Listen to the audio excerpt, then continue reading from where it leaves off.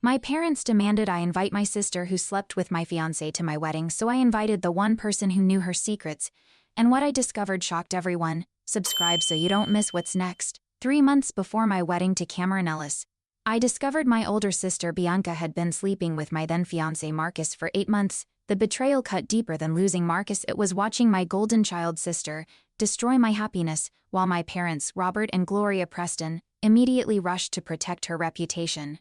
"Katie, honey, these things happen," my mother said, stroking Bianca's hair while she sobbed crocodile tears on our family couch. Marcus was clearly confused about his feelings. "Your sister feels terrible," my father nodded gravely. "Family forgives family. You'll both find better men."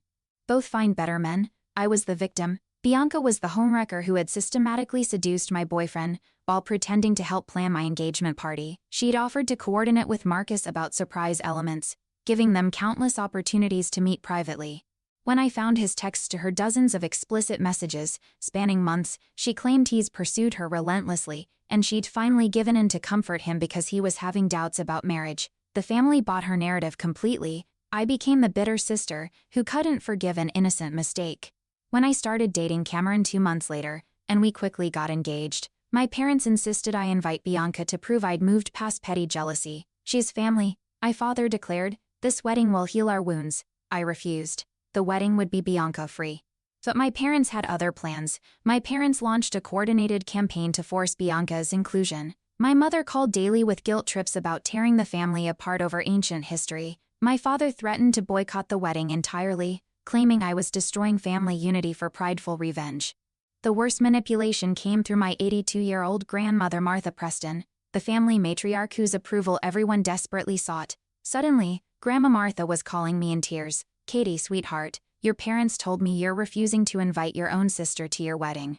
That breaks my heart. Family is everything. I thought I raised you better than this." I drove to Grandma Martha's house immediately. "Did they tell you why I don't want Bianca there?" "They said you had some silly fight about a boy that didn't matter." "Katie, you're marrying Cameron now. Why hold grudges?" "Silly fight about a boy." My parents had completely rewritten history, painting my sister's betrayal as a minor sibling squabble. This was my first strategic failure. I'd trusted my parents to tell the truth to family members, instead of protecting their golden child's reputation. I called my parents that night, demanding they tell Grandma Martha the real story about Bianca sleeping with Marcus. "We're not discussing ancient history." My mother snapped. "You're being dramatic. Bianca made one mistake, and you're punishing the entire family." She betrayed me for 8 months. She was helping a confused young man work through his feelings. "If Marcus was truly committed to you, he wouldn't have been available for comforting." My father joined the call. "Your mother's right. Strong women don't collapse over men. They forgive family and move forward. Invite your sister, or we're not attending your wedding." My parents would never protect me over their golden child. They'd rewrite any narrative to preserve Bianca's reputation, even if it meant sacrificing their relationship with me. With my wedding 6 weeks away, I started documenting everything. If my family was going to rewrite history, I needed evidence of the truth. I began with Marcus' text messages, screenshots of his explicit conversations with Bianca that proved their affair lasted 8 months. Not a moment of weakness, but when I returned to my phone to organize the evidence, the message thread had vanished, completely deleted from my device. Panicking, I checked my cloud backup, also wiped clean. Someone had accessed my accounts and systematically destroyed the evidence. Only 3 people knew my passwords: my parents and Bianca. I confronted Bianca directly about deleting the messages. "What messages?" she asked innocently. "Katie, you're starting to sound paranoid. Maybe wedding stress is affecting your memory. I had screenshots of your affair with Marcus. Someone deleted them from my phone and cloud storage." "That's impossible. Cloud storage doesn't just delete things. Are you sure you actually saved them? Sometimes we think we remember things that didn't really happen." She was gaslighting me masterfully, suggesting I'd imagined evidence that proved her guilt. Worse, she immediately called our parents to express concern about Katie's mental state before the wedding. Within hours, my mother was at my apartment. "Honey, Bianca told us you're claiming someone hacked your phone to delete messages that might not have existed. Wedding planning can be overwhelming. Maybe you should talk to someone professional." The lesson devastated me. Bianca controlled the family narrative so completely that she could erase evidence and make me appear unstable for remembering it. I needed a different approach.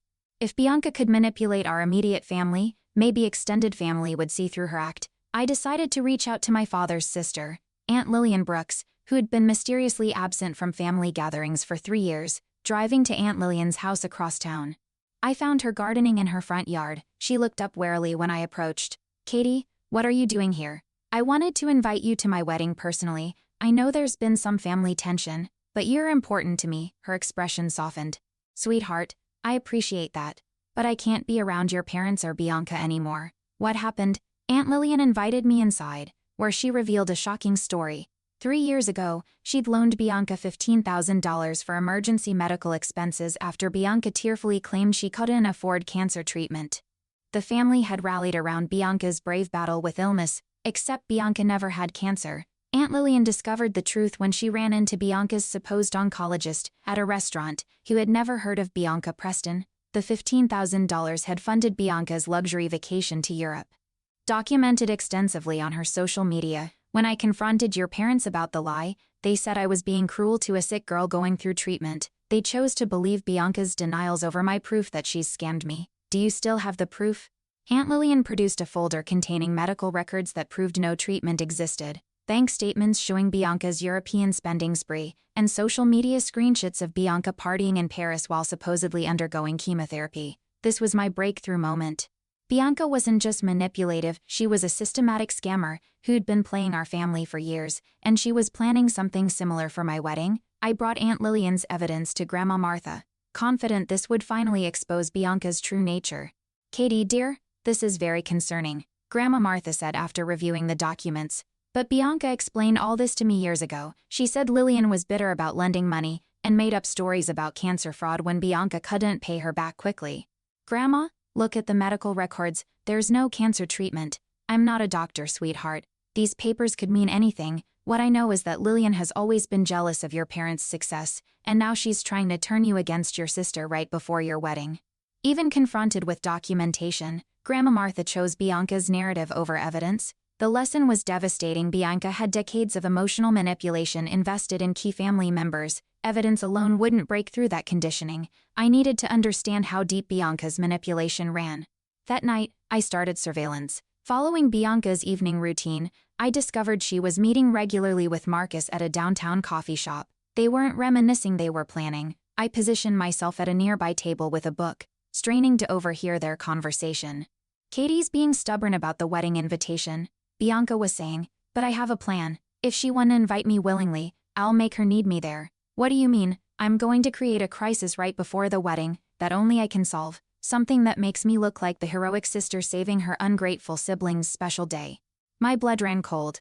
Marcus nodded eagerly. "What kind of crisis?" "Let's just say the wedding venue might have some unexpected problems with their catering contract. Problems that my connections in the industry can miraculously fix. They were planning to sabotage my wedding and then swoop in as saviors."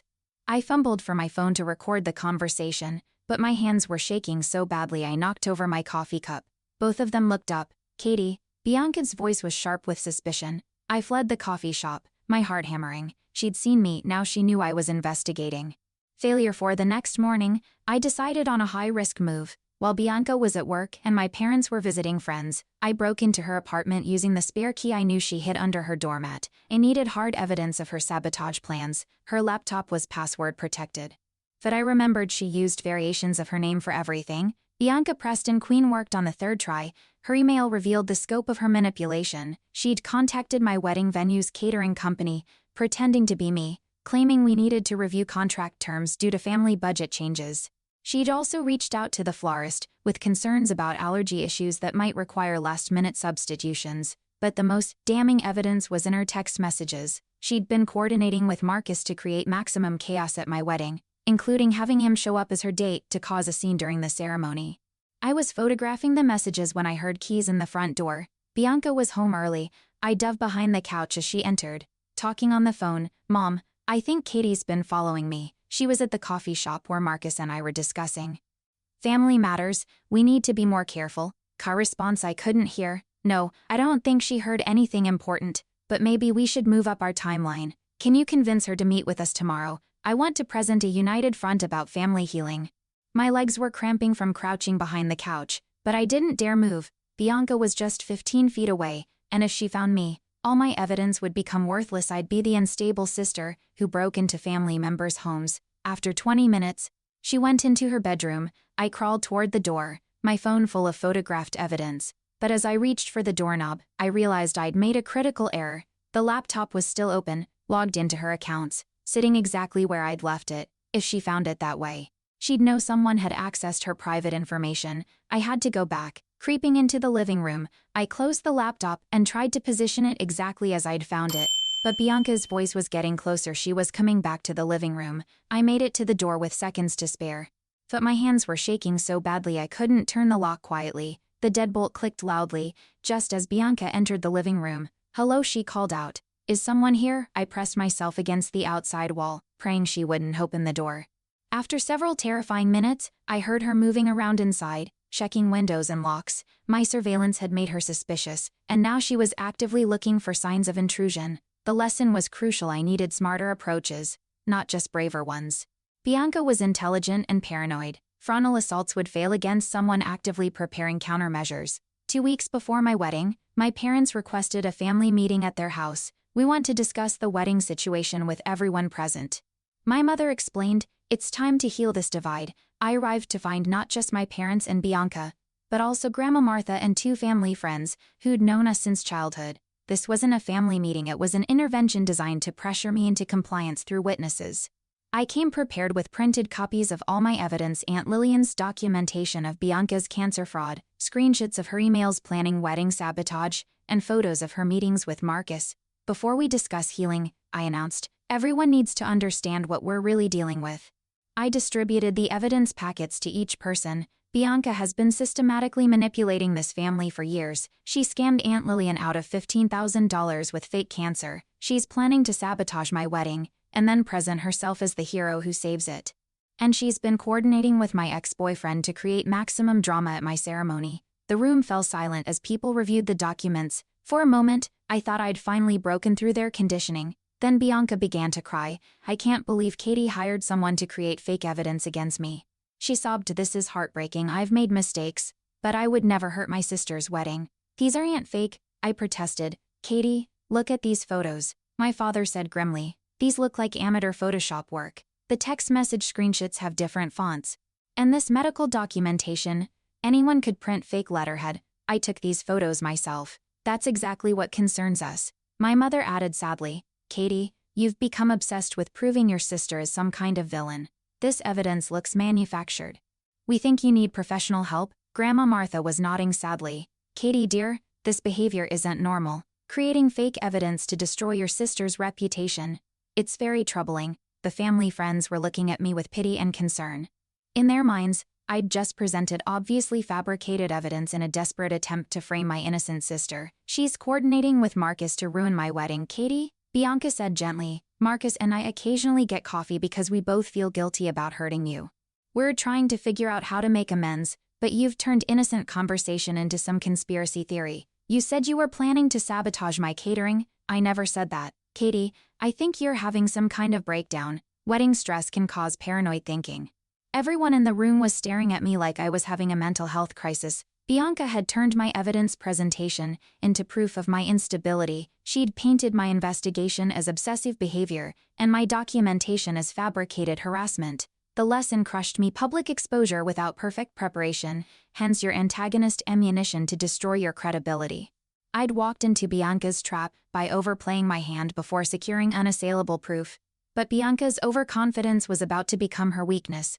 After the disastrous family meeting, I realized I needed an entirely different strategy. Instead of trying to convince people who were already manipulated, I needed independent validation from someone outside Bianca's influence network. I called Aunt Lillian and explained what had happened. "They think I faked your evidence." "I figured they might. Katie, I have an idea. What if we brought in someone who has no reason to lie for either of us?" Aunt Lillian had kept detailed records of her investigation into Bianca's cancer fraud, including contact information for the medical professionals she's consulted. Dr. Michael Rodriguez, the oncologist Bianca had claimed was treating her, agreed to provide a sworn statement that he's never been her physician. But we needed more than medical records. We needed current evidence of Bianca's manipulation that couldn't be dismissed as old history. "What if we gave her enough rope to hang herself?" Aunt Lillian suggested. "Let her think she's winning. Document everything she does. And present it all at once with professional backing." We developed a strategy. I would pretend to have a breakdown, apologize to the family, and beg Bianca to help save my wedding. This would give her the perfect opportunity to play hero while we documented every manipulative move. I called my parents crying hysterically. "You're right, I've been paranoid and obsessed. I need help, and I need Bianca's forgiveness." Within an hour, my entire family was at my apartment. I delivered an Oscar-worthy performance of breakdown and remorse. "Bianca, I'm so sorry, I've been jealous and vindictive. I need you at my wedding. I need you to help me fix everything I've broken." Bianca's eyes lit up with triumph, but she maintained her concerned sister act. "Of course, Katie, I forgive you completely. Let me help coordinate the final wedding details."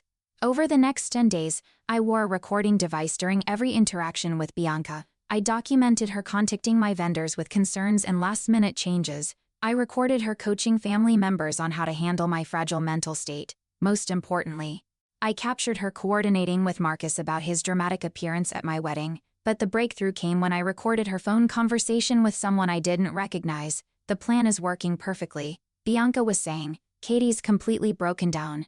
And everyone sees me as the supportive sister cleaning up her mess. After I save her wedding from the disasters she created, the family will understand who really deserves their loyalty." "What about the Ellis family?" the mystery voice asked. "They think Katie's been having wedding stress problems. I've been subtly suggesting she might not be stable enough for marriage. If I play this right, Cameron's family will have serious doubts about the wedding going forward." My blood turned to ice. Bianca wasn't just planning to sabotage my wedding, she was trying to destroy my relationship with Cameron's family entirely. And if Cameron calls off the wedding, then I'll be the devoted sister who helped Katie through her heartbreak. Everyone will see what a saint I am. This conversation was everything I needed. Bianca had confessed to systematic manipulation, admitted to current sabotage, and revealed her ultimate goal of destroying my marriage. But I needed the recording to be legally admissible and unquestionable. Aunt Lillian had been researching private investigators, and she'd found someone who specialized in family fraud cases. Detective Sarah Chen had 20 years of experience investigating domestic manipulation and financial abuse. When we presented her with our evidence, she agreed to take the case pro bono because family fraud destroys vulnerable people while hiding behind love and loyalty. Detective Chen verified every piece of evidence we'd gathered. She confirmed the authenticity of my recordings, validated Aunt Lillian's medical documentation, and conducted independent interviews with Bianca's previous victims, including 3 other family friends who'd been scammed over the years but were too embarrassed to speak up. "This is one of the most systematic family manipulation cases I've seen," Detective Chen told us. "Your sister isn't just opportunistic, she's a calculated predator who targets people who love her." With professional law enforcement backing, we developed the final strategy. Instead of another family confrontation, we would present our evidence to the district attorney's office for criminal charges, simultaneously informing the family through legal channels they couldn't dismiss or ignore. 3 days before my wedding, Detective Chen called a meeting with my parents, Grandma Martha, and key family members. Bianca was invited under the pretense of resolving Katie's harassment allegations. "I've completed an investigation into allegations of fraud and manipulation within the Preston family," Detective Chen announced. "The evidence indicates systematic criminal behavior spanning several years." She presented a comprehensive report, including medical verification of the cancer fraud, financial documentation of multiple scams, recorded confessions of wedding sabotage, and testimony from 4 separate victims who'd been too intimidated to speak up previously. Bianca Preston has defrauded family members of over $35,000 through false medical claims, manipulated elderly relatives through emotional abuse, and engaged in harassment and stalking behavior toward her sister Katie Preston. The room was completely silent. Even Bianca had stopped crying. These recordings of Ms. Preston admitting to deliberate sabotage of her sister's wedding, coordination with third parties to cause emotional distress, and systematic manipulation of family relationships constitute criminal harassment and emotional abuse. My parents looked stunned. Grandma Martha was studying the evidence with growing horror. The family friends who'd witnessed my breakdown were realizing they'd been manipulated into participating in emotional abuse.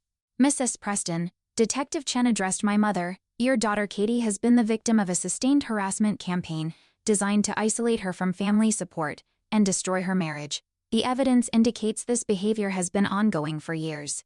Bianca finally spoke. "This is all fake. Katie hired someone to create false evidence because she's obsessed with destroying me." Detective Chen smiled coldly. "Ms. Preston, 3 of these recordings were made with your knowledge and consent. You agreed to be recorded during family mediation sessions.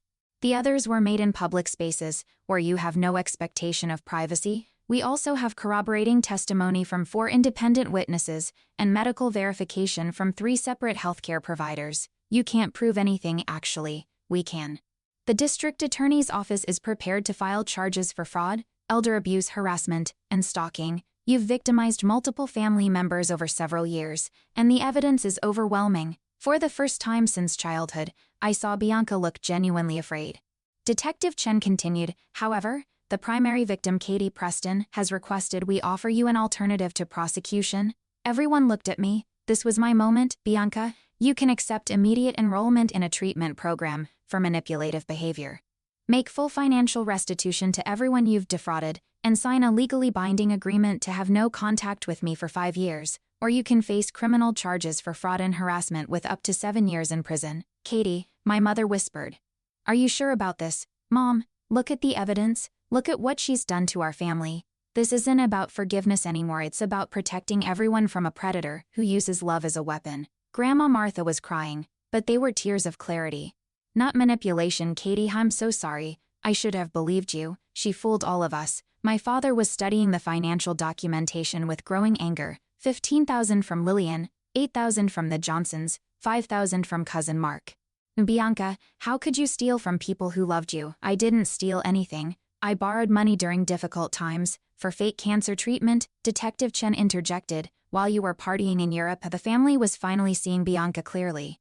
Her manipulation tactics stopped working when confronted with professional analysis and independent verification. 2 hours later, Bianca signed the agreement. She would enter counseling, pay full restitution, and have no contact with me for 5 years. In exchange, criminal charges would be suspended pending her compliance. As she left my parents' house in disgrace, she turned to me with pure hatred. This isn't over, Katie. Family is forever. Oh, Bianca, healthy family is forever. Toxic people get removed. My wedding took place 3 days later without a single disruption.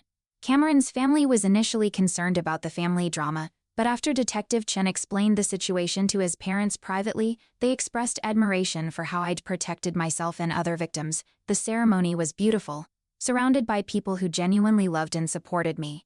Aunt Lillian walked me down the aisle beside my father, representing the family bonds that survive manipulation. Grandma Martha cried happy tears, finally free from years of emotional abuse she hadn't recognized. Marcus never appeared. When Detective Chen contacted him about his role in the harassment plan, he immediately distanced himself from Bianca and provided additional evidence of her manipulation. The investigation taught me that systematic manipulation requires systematic response. Bianca's power came from isolation. She convinced each victim they were alone in their experiences, while presenting herself as everyone's loving supporter. But when professional validation, combined with victim testimony, her carefully constructed narrative collapsed completely. She couldn't gaslight a detective, forge medical records under legal scrutiny, or manipulate recordings that captured her own voice admitting to deliberate cruelty.